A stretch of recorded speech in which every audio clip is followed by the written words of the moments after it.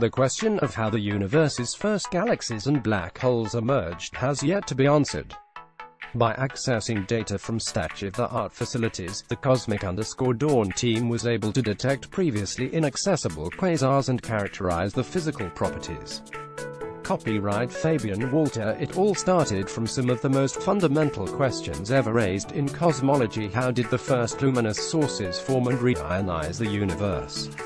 After 5 years of efforts and thanks to very thorough surveys of our sky, COSMICDAWN, the emergence of black holes and galaxies in the universe project has taken an important step towards answering this question, and thereby towards understanding the transition from the cosmic dark ages to the universe as we know it.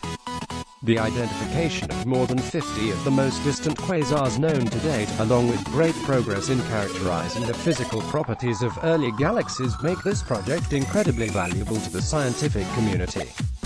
Why is it important to better understand quasars and galaxies at the earliest epochs? Dr. Fabian Walter. By finding and studying quasars in the very early universe, we can obtain important information on the formation of the earliest supermassive black holes and their host galaxies.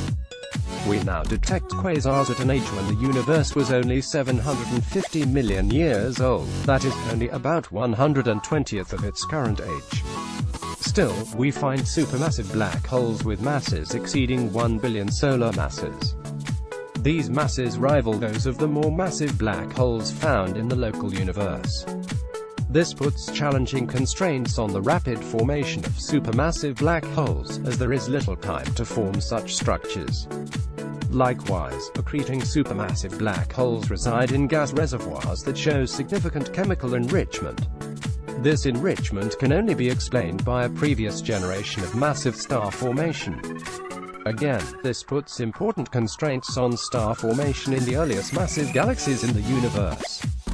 How does the project differ from previous attempts at gathering this knowledge? These quasars are extremely rare, and therefore large sky surveys are needed to select them.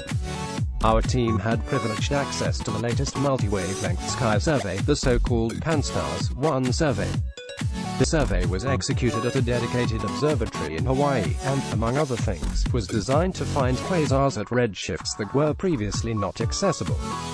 This enabled new selection techniques, particularly due to a red filter that was accessible for the first time with this new facility. Thanks to our efforts, we were able to triple the known quasar population, and significantly push the redshift frontier to earlier cosmic ages. What would you say were your most important findings? Finding the quasars is time-demanding and tedious, and establishing a large sample of high quasars has been of importance for the community. Once the quasars are found, they can be followed up with multi-lambda statute-they-are observatories both in space and on the ground. One of the most important findings was the fact that we could establish that some of the quasars live in major galactic overdensities that were already in place when the universe was less than 1 year old. Our follow-up observations also established the presence of massive amounts of gas sufficient to fuel future star formation, and provided evidence of ongoing star formation in the host galaxies. How did you proceed to get to these results? Some of the main results were obtained by targeting the newly discovered quasars with the Atacama Large Submillimeter Array ALMA, a newly available radio interferometer, and the Irem-Noema Observatory in the French Alps. The former facility is located in Chile, at an elevation of 5,000 meters, and provides by far the best millimeter observations worldwide. These observations were essential to establishing the presence of galaxy overdensities around the quasars, as well as characterizing the detailed gas-dust properties of the host galaxies. What do you hope will be the impact of this project on the scientific community? Our results put more stringent constraints on theories of early structure formation, as theoretical cosmological models need to explain and account for the presence of the billion solar mass black holes as well as the chemically enriched gas and dust.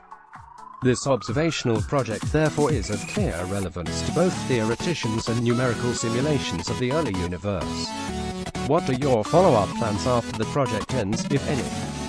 So far, we have only been able to focus on characterizing the accreting supermassive black hole and the gas dust in the quasar host galaxies.